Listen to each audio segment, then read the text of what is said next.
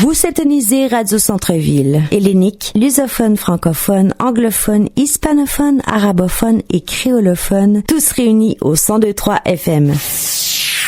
Racine, une tribune d'actualité sur la diversité culturelle et le vivre ensemble. Réflexion et analyse politique, enjeux sociaux et culturels, hommages et reconnaissance. À tous les mercredis matins de 8h à 9h avec Mohamed Baroum, en direct du 102.3 FM. Bon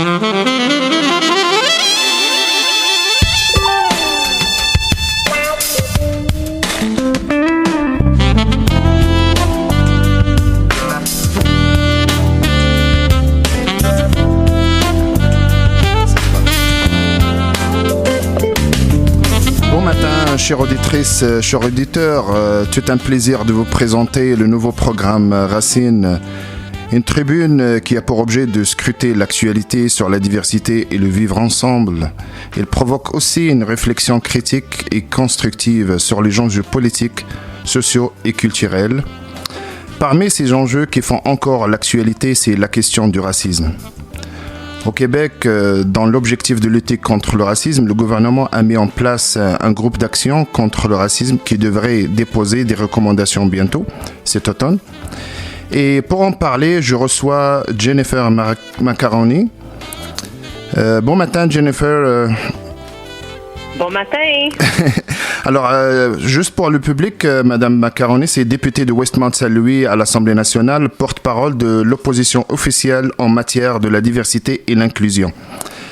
On va parler aujourd'hui sur le groupe d'action contre le racisme qui a été mis par le gouvernement. La première question que j'ai en fait pour vous, il y a la composition du groupe. En fait, il manque des partis d'opposition, les groupes communautaires et les concernés. Tout ce monde-là, ils sont absents. Est-ce que le groupe d'action a la légitimité et la confiance des partenaires et du grand public? Bien, certainement, de mon avis, je dirais que la réponse est facile, c'est non. C'est non parce que hier en est une exemple triste de pourquoi que nous devrions travailler ensemble de combattre le racisme systémique. C'est un projet de société, ça peut pas être exclusionnaire, faut être inclusif. Hier, une fois de plus, nous avons eu un exemple de trop avec le décès de la jeune mère Joyce Echaquan. Le gouvernement a réagi à ce drame comme si ce genre de traitement était unique et arrivait pour la première fois. Et comble de l'ironie, le grand chef Picard sortait le même jour hier sur son plan d'action sur le racisme, étant donné qu'il est exclu du comité gouvernemental. Ce n'est pas une façon de travailler ensemble. Il faut entendre les témoignages de ces groupes.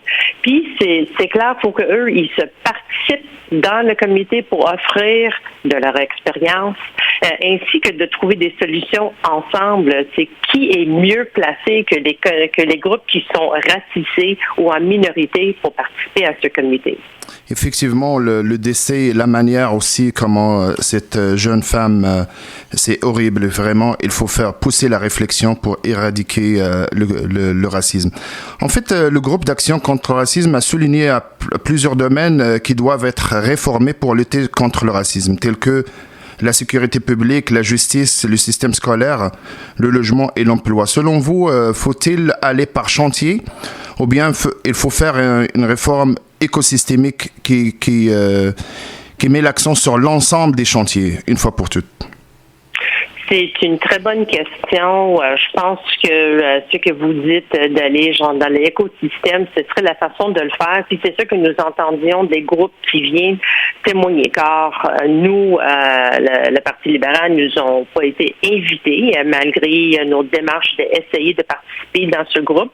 On a fait nos propres consultations auprès des groupes des gens qui voulaient parler avec nous pour s'exprimer puis pour offrir des solutions. Puis en gros, gros, les gens ils disent qu'il faut que ça change vraiment partout. C'est bien, je comprends que c'est pas facile. Il faut commencer quelque part. Mais j'ai de l'espoir parce qu'on a vu dans le passé, dans l'adoption avec le projet de loi contre l'intimidation en 2017, c'était un départ. On a pu adopter de la législation. Je pense qu'on peut faire la même chose en ce qui concerne le racisme systémique, mais il faut attaquer pas juste dans une place. On a des gestes à poser, mais ça prend des gestes concrets.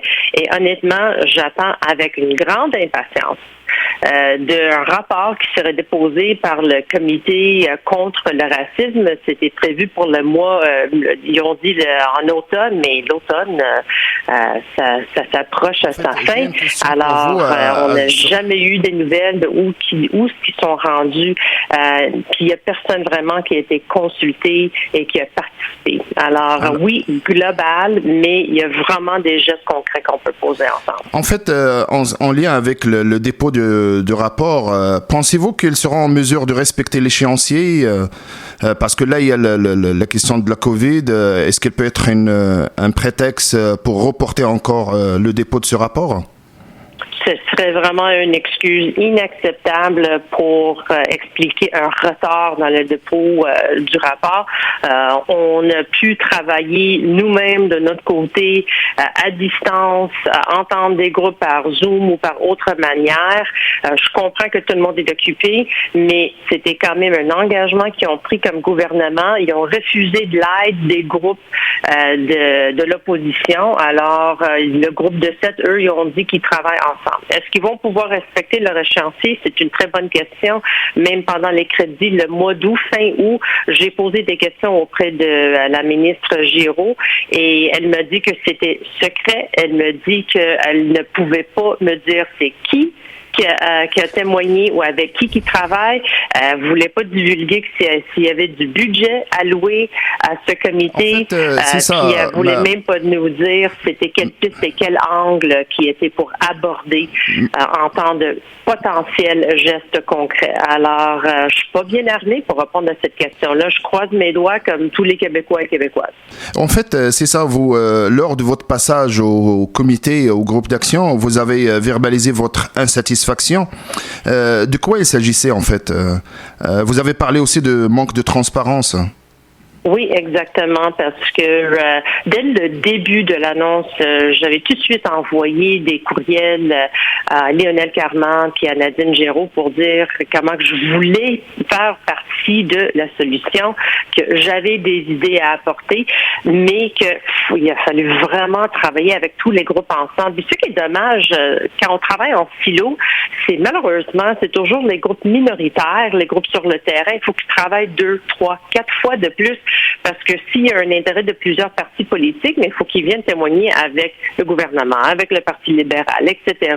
Alors, on demande beaucoup de eux de nous alimenter.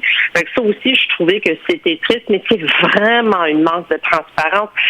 Puis c'est comme si on dit que c'est pas un vrai problème. Quand on travaille en silo, quand on travaille derrière les portes clos, on a toujours l'impression qu'on a quelque chose à cacher ou que on n'accepte pas qu'il y a un vrai problème. Écoute, notre premier ministre, M. Legault, il n'est même pas prêt à dire qu'il y a du racisme systémique dans la province du Québec. Oui, il y a du racisme, mais pas du racisme systémique. Mais si on n'est même pas capable d'adresser puis d'attaquer c'est quoi le problème de base, j'ai des craintes qu'on va pouvoir aller vers l'avant pour trouver des solutions.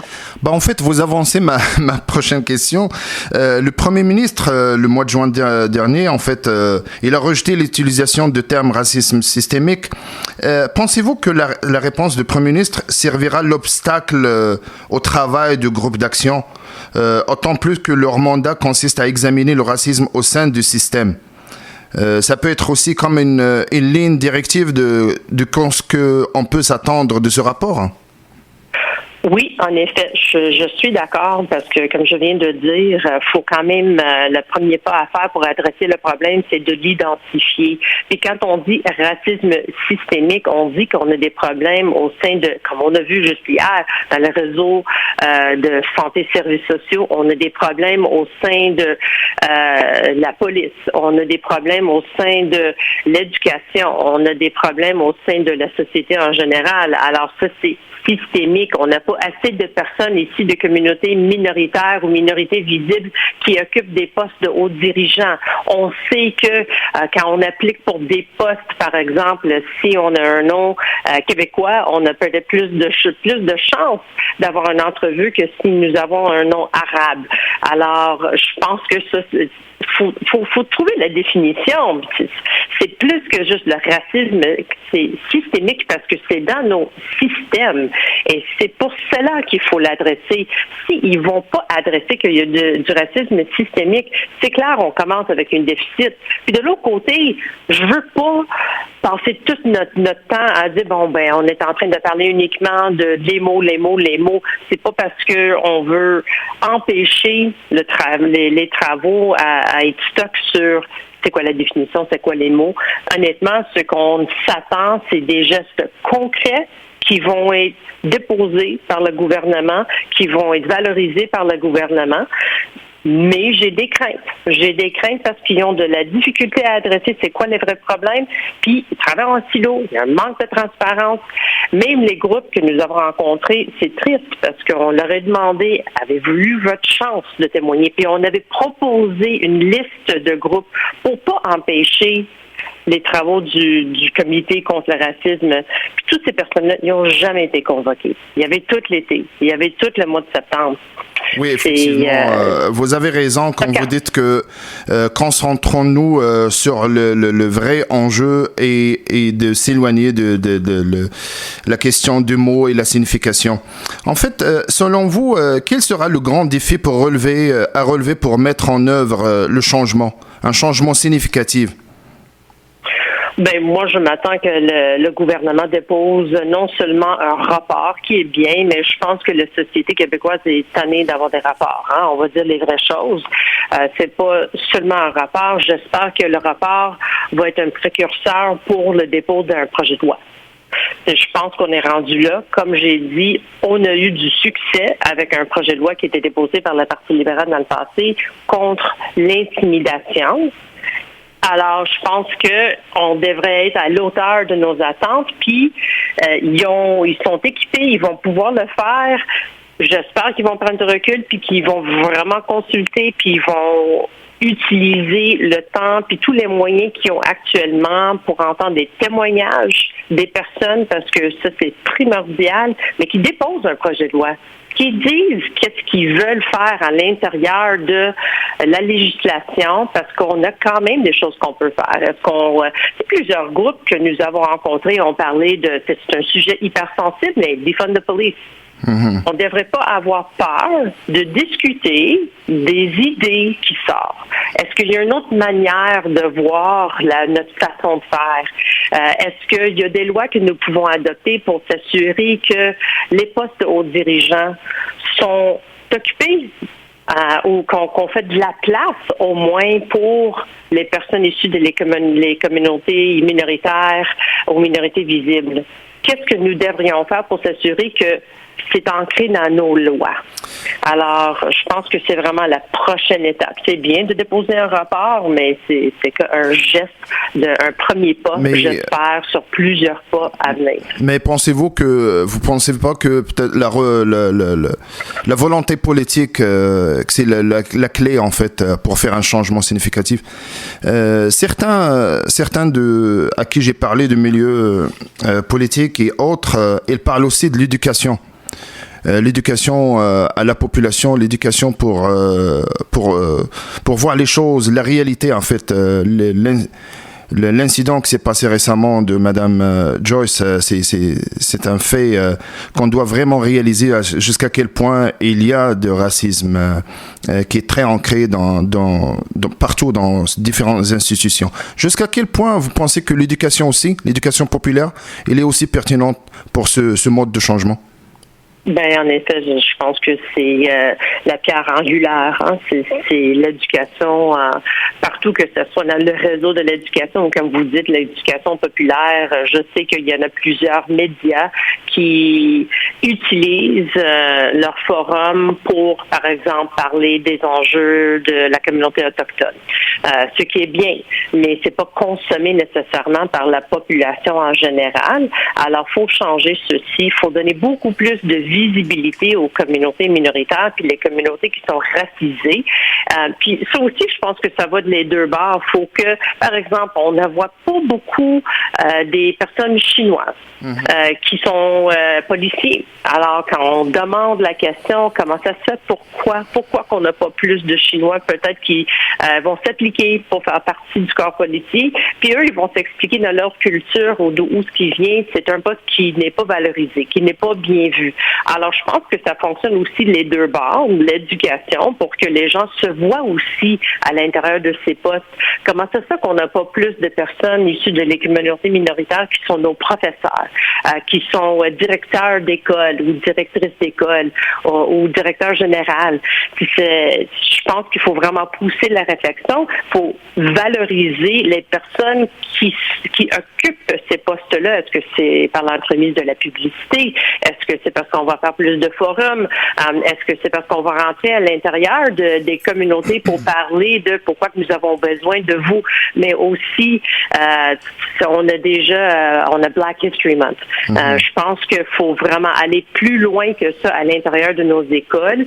Faut que ça fait partie de nos curriculums, mais il faut aussi que ça fait l'information qui est partagée avec la population. Oui, tout à fait. En fait, une dernière question pour vous, si c'est possible. Bref, quelles sont vos attentes du rapport?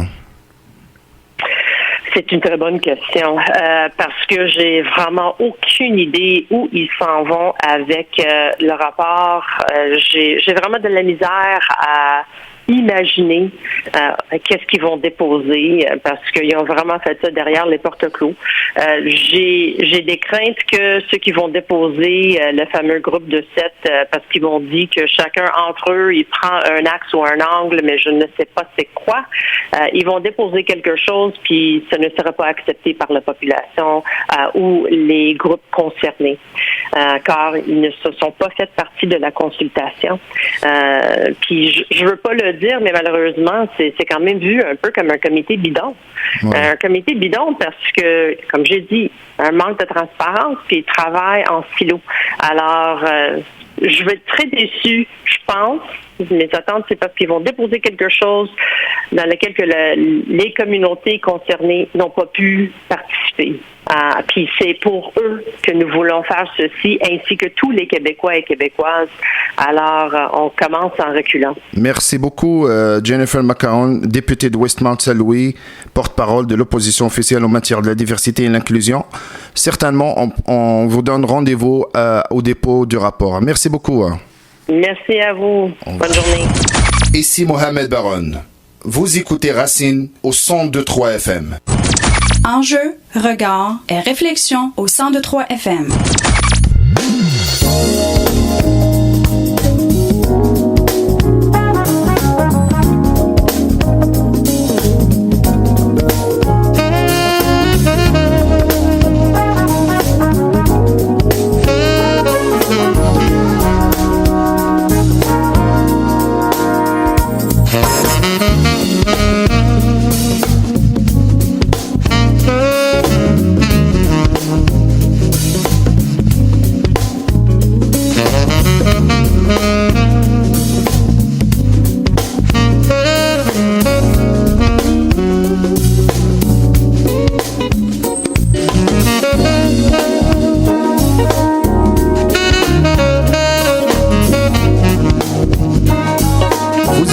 Racine au 102.3 FM. On continue toujours au sujet de racisme après avoir reçu Jennifer McCahon, députée de Westmount-Saint-Louis. J'ai le plaisir d'accueillir aussi au téléphone Madame Samira Laouni, présidente fondatrice du corps Communication, Ouverture et Rapprochement Interculturel et membre de la table de concertation contre le racisme systémique. Bonjour Madame Laouni. Bonjour, Monsieur Barham.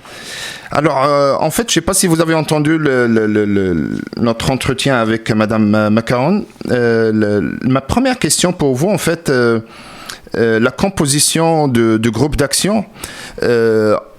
C'est clair qu'on voit que l'absence de plusieurs composantes de la société qui supposaient être, qui font faire partie de ce groupe, et surtout je parle de groupes communautaires et les personnes concernées. Qu'en dites-vous? J'ai déjà eu cette discussion-là avec d'autres médias qui m'ont déjà posé cette question-là. C'est certain que, comme le dit tout le monde, je ne suis pas la seule à le dire, c'est que ce comité-là, c'est comme une coquille vide.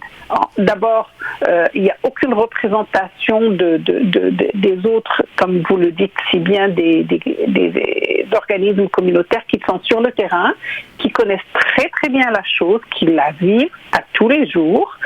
Donc, et puis c'est très opaque, on ne sait pas c'est quoi les étapes, on ne sait pas c'est quoi, où est-ce qu'ils vont, vers quoi ils s'en vont, quelles sont les différentes étapes de ce processus-là. On ne sait rien du tout. On ne sait rien du tout, tout simplement. En fait, plusieurs d'ailleurs, vous avez raison, qui reprochent le travail et le manque de transparence. Étiez-vous, alors, savez-vous si quelqu'un du milieu communautaire qui était invité, sur quels critères telle ou telle personne ou groupe était invité? Ou bien carrément, il n'y avait aucun groupe qui était présent? Juste M. Fabrice Ville, de ces 3 points, qui lui a été invité en tant qu'expert et non pas en tant que membre du comité. Il a été entendu juste une seule fois. La CDPDJ, la Commission des droits de la personne et de la jeunesse, a été invitée aussi en tant qu'experte juste une fois, alors que c'est une institution qui, oui, elle est financée par les gouvernements, mais elle est non partisane. Et normalement, c'est la première entité, je dirais, solide à inviter à ce comité-là pour qu'elle soit, ne serait-ce qu'en tant qu'observatrice, pour qu'elle voie au bon déroulement du processus, qu'elle s'assure du bon déroulement du processus et de la transparence du processus. La CDPDJ a été rencontrée une seule fois et peut-être qu'elle sera rencontrée une deuxième fois cet automne. Donc, tout est encore en suspens parce qu'on ne sait pas. En fait, le rapport est supposé sortir aussi cet automne. Alors, en fait, si on va aller vers la question la plus importante, le racisme systémique, le Premier ministre, il a encore rejeté l'utilisation de termes racistes systémiques, malgré ce qu'on a vu ces derniers jours avec le décès de Joyce dans les institutions. Pensez-vous que déjà ça nous donne un indice sur ce rapport-là et sur le travail? Est-ce que vraiment on devrait avoir des attentes concrètes? Je ne pense pas. Moi, personnellement, je n'ai pas d'attente de ce comité-là. Et puis, quand notre Premier ministre dit hier aux infos, après justement le décès de Joyce, il dit qu'il pense que c'est du racisme. Il n'est pas certain que c'est du racisme. Il pense. On a encore beaucoup de chemin à faire au Québec. Et puis, il suffit de lire, je pense que c'est très intéressant de revenir lire le papier de journal de Paul Journet du 6 septembre dernier à la presse, où il dit notre grand malentendu. Je pense que si on faisait de l'information sur ce grand malentendu-là qui existe au Québec, juste sur les terminologies utilisées, racisme ou racisme systémique, etc., peut-être qu'on parviendra à trouver un terrain d'entente et un terrain de dialogue, parce que c'est ça qui manque aujourd'hui. Aujourd'hui, il n'y a pas de dialogue, les canaux de communication sont fermés, il n'y a pas de discussion qui se produit, et chacun est dans son carré de sable, en train d'interpréter à sa façon, en fonction de ses données, en fonction de ses lunettes avec lesquelles il lit les événements, il lit la société, il lit les actes racistes. Alors que ce qu'il faudrait normalement, c'est qu'il y ait des canaux de communication, qu'il y ait un terrain d'entente, pas d'entente pour être d'accord, un terrain de communication où on peut dialoguer, on peut converser et on peut échanger nos idées pour parvenir à une solution. Parce que ça ne peut pas continuer comme ça au Québec. C'est tellement flagrant, c'est tellement injuste, c'est tellement raciste ce qui s'est passé avec Joyce que juste dire que l'infirmière a été congédiée, c'est pas l'infirmière qui doit être congédiée, c'est tout l'hôpital qui doit être remis en question, c'est tous les gestionnaires de cet hôpital-là qui doivent être appelés à la barre pour nous démontrer quelles sont les actions qu'ils ont mises en place pour vraiment éradiquer le racisme, pour que ça ne se passe pas, que ça ne se produise pas dans un milieu où on est les plus vulnérables. Quand on va à l'hôpital, on est les plus vulnérables. Et on compte normalement sur ces personnes-là qui doivent prendre soin de nous. Alors que ces personnes-là, certaines de ces personnes-là, pas toutes ces personnes-là, certaines de ces personnes-là ont encore un biais très raciste et ont encore des préjugés sur plein de gens. En fait, en absence d'une volonté politique claire, pensez-vous que le décès de Joyce, il peut être une opportunité pour que la société civile réclame un vrai changement, comme ce qui s'est passé aux États-Unis, qui est devenu une manif mondiale avec le décès de George Floyd? Est-ce que, parce que je sais qu'il y a une manif le samedi prochain, est-ce que ça peut provoquer un changement?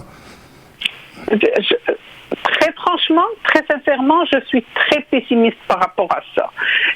Il y a eu des marches après la mort de George Floyd. Les gens sont sortis en très grand nombre. On a cru que le Black Lives Matter ici même au Québec s'est installé. Il y a eu plein d'actions, mais le gouvernement est resté inerte. Il est resté, c'est comme s'il est sous anesthésie lui-même. Il ressent rien du tout. Il n'y a aucune volonté aujourd'hui politique au Québec pour répondre à cette question-là.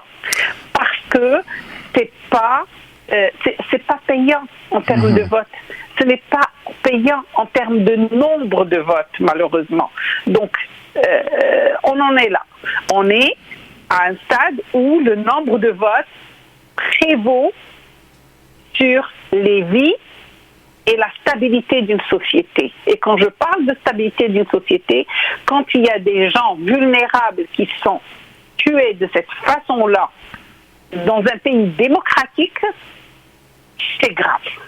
C'est très grave. Ben en fait, c'est très intéressant ce que vous dites. Alors, je renverse un peu la manière comment on voit les choses. Qu'est-ce que les personnes racisées et les milieux communautaires et les concernés peuvent faire pour que le changement fasse d'abord prennent leur partie de responsabilité? Si on ne peut pas attendre de milieux politiques de provoquer un changement significatif. C'est une question qui est énorme, M. Barham, ce que vous venez de me poser comme question. Le milieu communautaire, tout ce qu'il peut faire actuellement, parce qu'il est sous-financé, il est submergé par les travaux. N'oubliez pas que nous sommes dans un contexte de Covid, donc même les rencontres qui font que on établit des alliances et tout ça, on ne peut pas les avoir. Tout est virtuel, donc le contexte ne s'apprête pas du tout à une réelle mobilisation.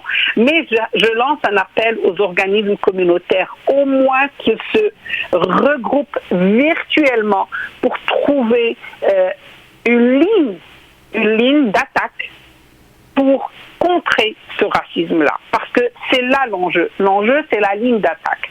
Et cette ligne d'attaque-là n'est pas encore établie. Elle est établie par chaque organisme à part, mais pour qu'il y ait une alliance et que ça vienne grossir le rang de franc, le premier rang, ça n'existe pas encore. Ça n'existe pas encore au Québec, malheureusement. Vous êtes membre de la table de concertation contre le racisme systémique. Jusqu'à quel point cette table-là ou ces membres, ils peuvent influencer La table de concertation contre le racisme systémique, c'est une table qui a été conçue justement pour cet effet-là, mais malheureusement, justement, tous les organismes membres sont pratiquement, et puis j'ai pas eu le mandat pour parler au nom de la table aujourd'hui, mais je vais juste donner une toute petite explication, c'est que les membres de cette table-là sont tous pris dans les événements de tous les jours, qu'on rencontre à tous les jours, donc, et on n'a pas eu le temps de vraiment nous concerter, et puis nous réasseoir pour voir, parce que on a été, d'abord on a été mené en bateau par la première commission des libéraux, d'abord, qui a été une commission bidon. Ensuite, on a eu des consultations par-ci, par-là, et finalement, on se retrouve encore à un autre comité, encore avec la CAQ, qui est un comité bidon aussi. Donc, je veux dire, il n'y a pas grand-chose qui se passe. Alors, en fait, c'est ça, en fait. Il n'y a pas vraiment une vraie volonté politique, quel que soit le parti en poste.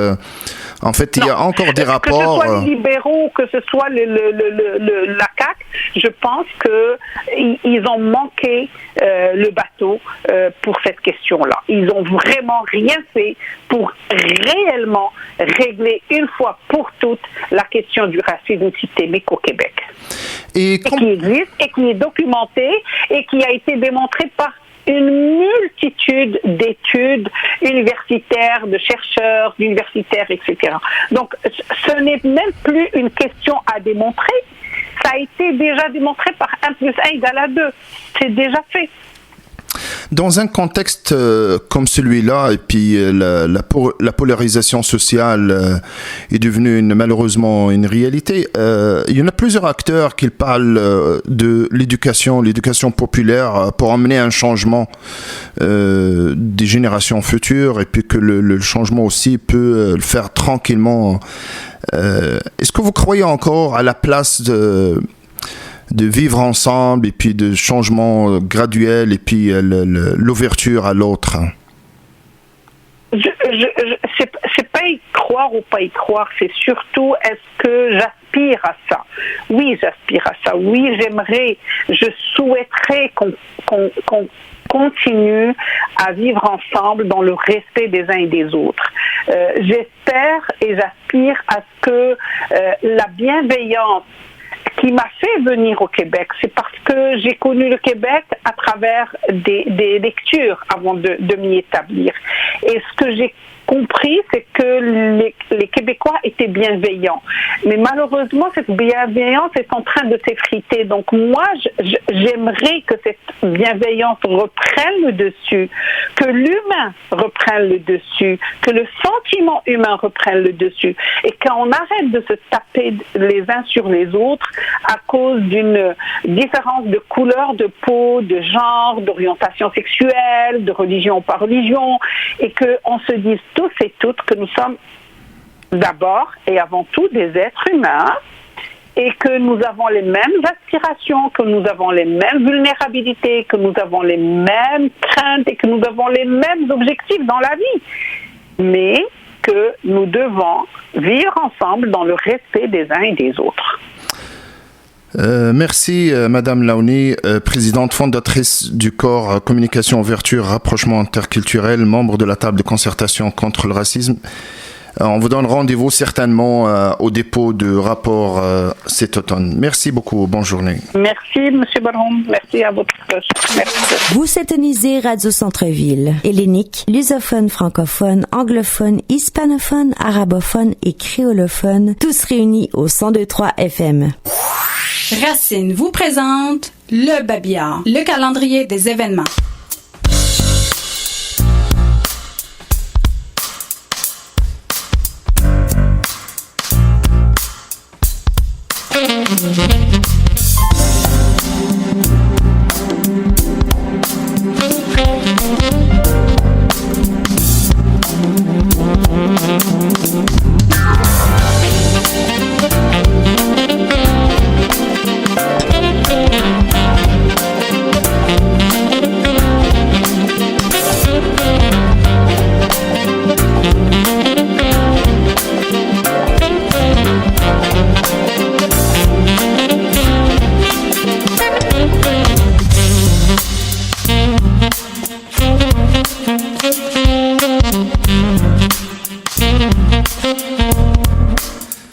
Vous écoutez Racine au 102.3 FM. On continue notre programme, cette fois pour mettre la lumière sur le patrimoine hispanique au Québec. Durant le mois d'octobre, on célèbre au Québec l'héritage hispanique. Et pour en parler, je reçois Rebecca Blanco, porte-parole de l'édition 2020 de l'héritage hispanique au Québec. Bon matin, Rebecca. Bon matin, Mohamed, comment ça va? Ça va très bien, vous, de votre côté? C'est demain le premier jour, hein? On devait commencer demain, mais là, on s'ajuste à l'agenda des nouveaux règles. Alors, on verra ça tantôt. On verra ça tantôt. Samedi. OK, parfait. On verra ça tantôt avec des questions concrètes sur le programme. Mais avant, pour le grand public, j'aimerais ça peut-être que vous nous parlez de c'est qui Rebecca Blanco. Oui, en fait, j'ai été conseillère politique au niveau provincial et maintenant je suis conseillère politique au niveau fédéral. À part de travailler dans la politique, je suis aussi philanthrope. Je suis musicienne, chanteuse aussi, compositrice. Et surtout, je fais partie d'un groupe très très petit de latino-américains qui se mobilisent dans la politique aussi ici à Montréal. Alors c'est une actrice politique et le choix d'être porte-parole cette année, qu'est-ce que ça représente pour vous? Quelle signification? Oui, en fait, pour moi, c'est un vrai privilège d'être choisie.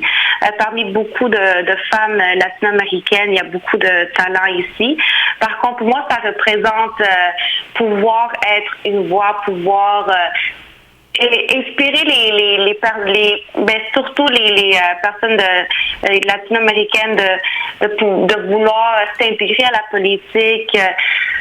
Comme tu le sais, Mohamed, on n'est pas beaucoup de femmes qui sont dans la politique, beaucoup de femmes latino-américaines surtout qui sont dans la politique.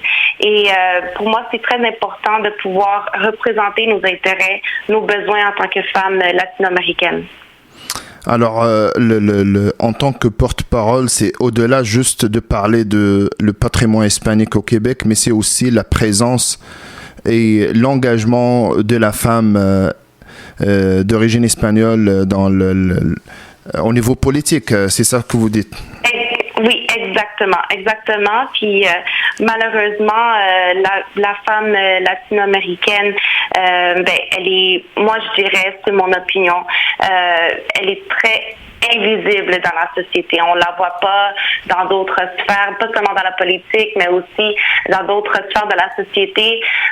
Elle n'est pas représentée. Alors pour moi, c'est très important ce rôle, je le prends très au sérieux et je suis vraiment contente avec HHQ pour cette opportunité.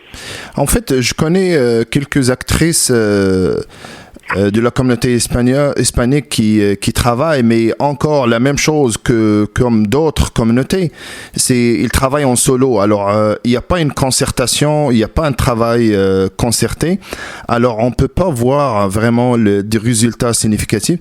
Et peut-être c'est ça qui manque aussi pour la communauté hispanophone.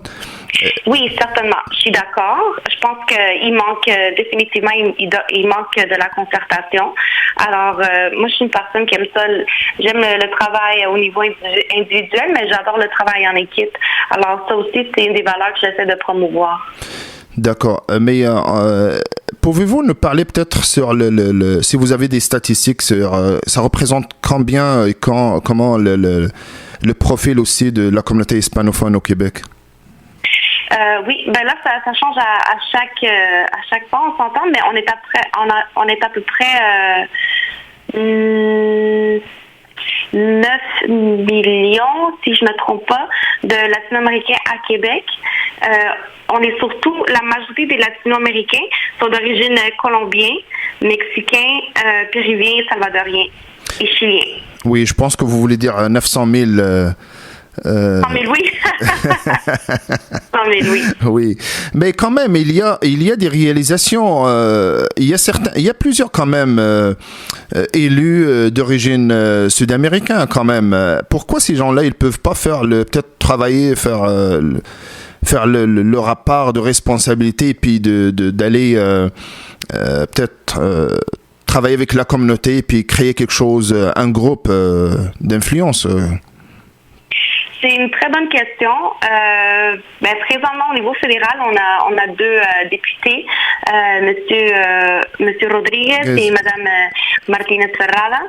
Au niveau provincial, on a deux députés d'origine latino-américaine, Monsieur Fontesilla et Monsieur Polo. Oui. C'est une très bonne question. J'aimerais avoir une réponse, mais malheureusement, je me demande la même question. Je pense que c'est faisable, c'est très faisable. Je ne sais pas, peut-être il manque une stratégie pour pouvoir vraiment faire quelque chose ensemble. Mais bon, retournons au côté peut-être positif. L'héritage, le patrimoine hispanique au Québec quand même, et ce mois, le célébrer durant le mois d'octobre, c'était quand même le fruit d'un travail d'Alexandra que je salue ce matin. Et aussi, c'est le soutien aussi de certains élus quand même. Il y a quand même un travail, mais est-ce que c'est assez? Je ne le sais pas, parce que, pourquoi je parle de ça? Parce que ce que vous faites, ça peut être un moteur, une locomotive pour d'autres communautés, qu'ils fassent cette reconnaissance. Oui.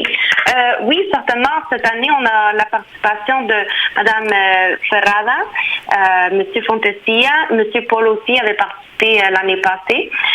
Monsieur Rodriguez aussi, il nous avait envoyé une vidéo. Il nous appuie dans le mouvement, mais je pense que c'est encore très nouveau. Alors, je pense que d'ici à quelques années, on va pouvoir créer cette concertation, comme tu l'avais mentionné tantôt, et ça va être plus facile de travailler ensemble. Puis on a aussi Madame Paulina Ayala cette année. Oui, Paulina. Alors, je pense que c'est une très belle occasion. Les organismes, c'est pour ça HHQ est un organisme très important, parce que ça réunit pas seulement les élus, parce que c'est pas un organisme qui fait de la politique, mais ça réunit tous les acteurs d'origine latino-américaine dans une seule place pour travailler pour une seule cause. Alors, c'est pour ça que c'est très important d'appuyer des organismes tels que HHQ. Ça, c'est très intéressant. En fait, je sais pas si on parle au niveau culturel, mais qu'est-ce que vous voulez promouvoir lorsqu'on parle du niveau culturel? Est-ce qu'on parle de folklore? Parce que ça, c'est dangereux aussi de limiter la présence d'une communauté à tout ce qui est folklorique. Et ce qu'il vit. Exactement. Et ça, c'est pas bon, parce que c'est ça ce qu'il vit certaines communautés, malheureusement. Oui, exactement. Alors, nous, on a organisé plusieurs événements pour s'assurer que, comme tu viens de le dire, c'est pas juste les Latino-Américains, on a tellement à offrir, on est riche en musique, c'est vrai, mais aussi d'autres, on a organisé d'autres forums, par exemple comme le forum de la femme hispanique, les arts visuels, le cinéma. Alors, on essaie de promouvoir le plus de ça possible de notre culture pour que les personnes vraiment y apprennent que, OK, la nourriture latino-américaine, oui, j'aime ça finalement, ou essayer des nouvelles affaires, regarder nos films, aller au musée. Par exemple, il y a dans le musée, là, ça va être un peu compliqué, aller au musée, mais il y a l'exposition les Incas du Pérou. Ça, c'est une très belle occasion de connaître un peu plus de l'héritage hispanique. Alors, concernant le programme, l'édition 2020, c'est quoi les grandes lignes, les grands projets que vous avez prévus cette année? Oui, cette année, on va commencer avec le Forum de la femme hispanique au Québec. Alors, ça commence ce samedi à 2h l'après-midi. Alors, on va avoir des invités tels que j'ai mentionné tantôt, Madame Soraya Martinez. On va parler de plusieurs sujets. vraiment donner aussi des outils à la femme hispanique pour pouvoir se projeter dans la société. On a aussi le Forum des jeunes québécois d'origine latino-américaine. C'est pour les jeunes de 12 à 30 ans. Mais on a divisé ça dans 2 jours. On peut pas mettre les adolescents de 12 avec les jeunes adultes de 30 ans. Alors, on a divisé ça dans 2 jours. On a aussi musique et folklore, ce qui va être le 27 et 30 octobre. Art visuel, le 14 et 16 octobre, le cinéma latino-américain. Et très important de souligner, on va voir la semaine de la sensibilisation pour les aînés d'origine latino-américaine, du 22 au 25 octobre. Ça, c'est intéressant. Et comment vous avez adapté votre programme avec ce qui se passe avec la pandémie? Maintenant, on va faire tous les forums en ligne. Alors, toutes les personnes, ils ont juste à se connecter en ligne. Nous, on avait espoir on pensait pouvoir faire moitié-moitié, mais on s'ajuste. Alors, ça va tout être en ligne. Super. Alors, avant vous, j'ai rencontré Madame Jennifer McCarron et puis Madame Launay. On a parlé de racisme systémique. Est-ce que la communauté hispanophone du Québec, il vit aussi de racisme systémique? Malheureusement, oui, on le vit. À quel point qu'on le vit, ça, je pourrais pas... C'est vraiment, on n'a pas encore des statistiques qui démontrent à quel point on vit le racisme systémique. On est au courant des personnes d'origine d'afro-américains, des Haïtiens, des autochtones, mais on le vit. Moi aussi, personnellement, je l'ai vécu à plusieurs reprises. Moi aussi, on m'a dit retourne dans ton pays. Je l'ai vécu. Alors oui, on le vit. On voit des exemples dans notre communauté aussi. Parfois, c'est parce que il y a des aînés qui parlent pas la langue officielle du Québec, qui vivent du racisme systémique, ou malheureusement c'est un problème. Puis je suis vraiment contente de la question parce que c'est pas on n'écoute pas parler du racisme systémique au niveau latino-américain, mais oui, ça existe malheureusement. J'espère que le mois d'octobre pour parler de l'héritage hispanique au Québec sera aussi une opportunité pour parler des vrais enjeux aussi et ne pas se limiter seulement à ce qui est culturel, folklorique. C'est aussi l'occasion de débattre sur des vraies questions. Alors, Rebecca Blanco, porte-parole de l'édition 2020 de l'héritage hispanique au Québec, un dernier mot en espagnol, un mensaje en espagnol? Oui, juste inviter, avant de donner mon message, je voulais juste inviter tout le monde d'aller sur Facebook puis chercher Héritage hispanique Québec pour être à jour de tous les événements. Parce que je sais que j'ai mentionné plusieurs événements, alors juste vous chercher sur Facebook. Finalmente le quiero dar gracias a Alexandra Regalado, a Ana Luisa Algueta, a todo el equipo de Heritage Hispanic Quebec por haberme considerado. Me siento muy orgullosa de poder ser parte de este organismo que va a hacer que estamos haciendo este movimiento para sacar no solamente a la mujer latina, pero también a toda la comunidad latinoamericana adelante en nuestra sociedad. Merci beaucoup, Rebecca. Alors, merci beaucoup à toi. Bonne journée. Bonne journée. Alors, c'était Rebecca Blanco, porte-parole de l'édition 2020 de l'héritage hispanique au Québec.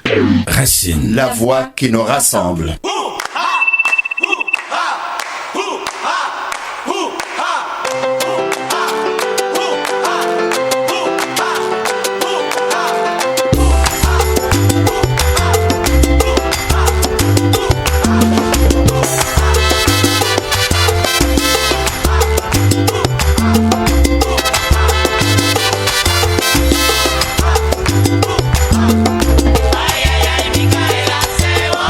Bailando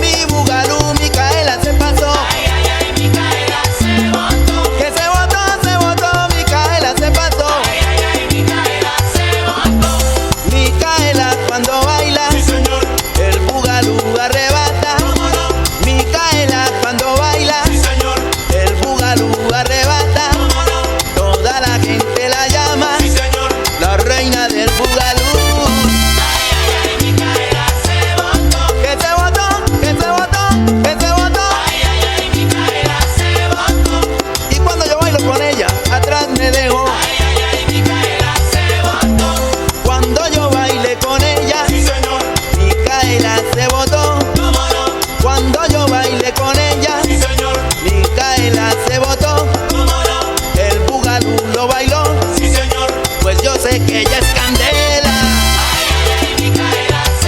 Micaela es una nota bailando bugalú.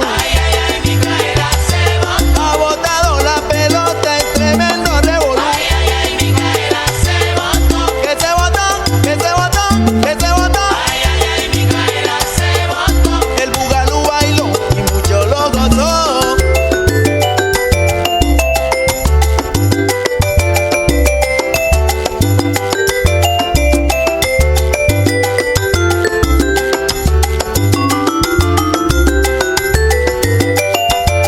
Alors, vous écoutez Racine au 102.3 FM, une tribune qui a pour objet de scruter l'actualité sur la diversité et le vivre ensemble. Notre objectif aussi, c'est de provoquer des réflexions critiques et constructives sur des enjeux politiques, sociaux et culturels. Aujourd'hui, on a traité la question du racisme systémique. La semaine prochaine, on va parler d'un autre sujet aussi important, c'est le soutien fédéral aux entrepreneurs des communautés noires. On aura le plaisir d'accueillir M. Dubourg, Emmanuel Dubourg, député fédéral de Bourassa, et M. Jean-François, le PDG de 3737, et avec une surprise à la fin de l'émission. Alors, je vous invite, mes chères auditrices, chers auditeurs, de m'écrire vos commentaires, vos questions sur notre page Facebook associationracine.ca. Et puis, ça nous fera plaisir aussi de vous entendre pour proposer s'il y a certains enjeux qui vous interpellent et qui vous tiennent à cœur. Racine, la voix qui nous rassemble.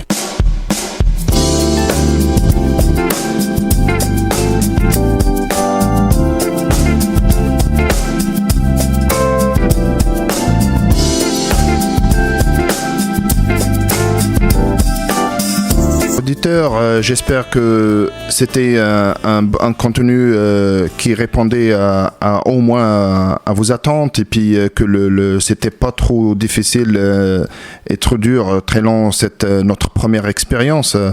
Je tiens à remercier Monsieur Ronny qui m'a fait un excellent travail pour faciliter cette première, et j'aurai le plaisir de vous rencontrer le mercredi prochain à 8h sur les ondes de 102.3 FM. Merci beaucoup et bonne semaine.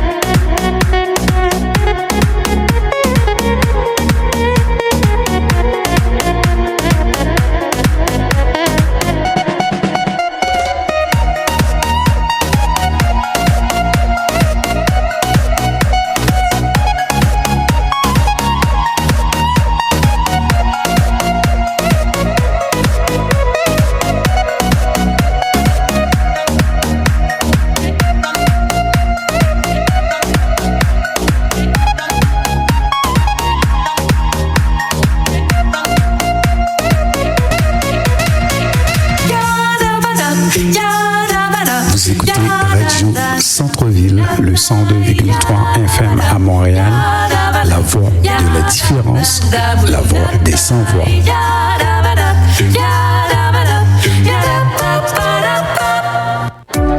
Vous l'avez et vous le savez, le plus chic restaurant créole de Montréal, c'est bien le Neo Resto Méli-Mélo. Dans le chic décor du 2466 de la rue Bélanger-Est, venez entre amis, en amoureux, en famille, et nous saurons flatter vos papilles avec la fine cuisine du Neo Resto Méli-Mélo. Notre savoir-faire se résume ainsi. Là où le chic et le raffiné tentent de se complaire, le bon goût s'impose. Mangez bien, mangez créole, qui gagne bon goût et à gogo. Et puis, il y a le savoureux buffet du dimanche de midi à 18h. Salle de réception, de conférence. Venez fêter à Neo Resto Méli-Mélo. La saveur créole. Pour réservation, appelez au 514-728-98-85. Des questions et des réponses sur la COVID-19. Pourquoi porter un masque si on se sent bien? Même si elle ne présente pas de symptômes, une personne infectée peut être contagieuse et transmettre le virus à d'autres personnes. Le port du masque ou du couvre-visage permet de se protéger les uns les autres. C'est pourquoi on doit obligatoirement le porter dans tous les lieux publics, comme les commerces, épiceries et restaurants, ainsi que dans les transports en commun. Bien se protéger, c'est aussi bien protéger les autres. Un message du gouvernement du Québec. Problème scolaire? Nous devons agir. Nous devons agir. On retrouve 2 fois plus d'élèves d'origine haïtienne en difficulté d'apprentissage ou en troubles de comportement que dans la population scolaire générale de la Commission scolaire de Montréal. La situation n'est guère différente dans les autres commissions scolaires. Quel sera le futur de l'ensemble de la communauté noire dans 10 à 20 ans? Aidons nos enfants à réussir. C'est votre responsabilité en tant que parents. C'est notre responsabilité à tous. Nous devons agir. Travaillons ensemble afin d'assurer un avenir prospère à notre communauté. Visitez-nous sur générationambitionréussite.com, une filiale de ProService Universel. Venez, visez, travaillez et appréciez les résultats. 514-270-1804. Des questions et des réponses sur la COVID-19. Pourquoi doit-on respecter une distance de 2 mètres? La COVID-19 se transmet principalement par le contact avec des gouttelettes contaminées. Lorsqu'une personne infectée parle, tousse ou éternue, les gouttelettes peuvent être projetées jusqu'à une distance de 2 mètres et atteindre des personnes à proximité, ou encore se déposer sur des surfaces et des objets où le virus peut survivre de quelques heures à quelques jours. Bien se protéger, c'est aussi bien protéger les autres. Un message du gouvernement du Québec.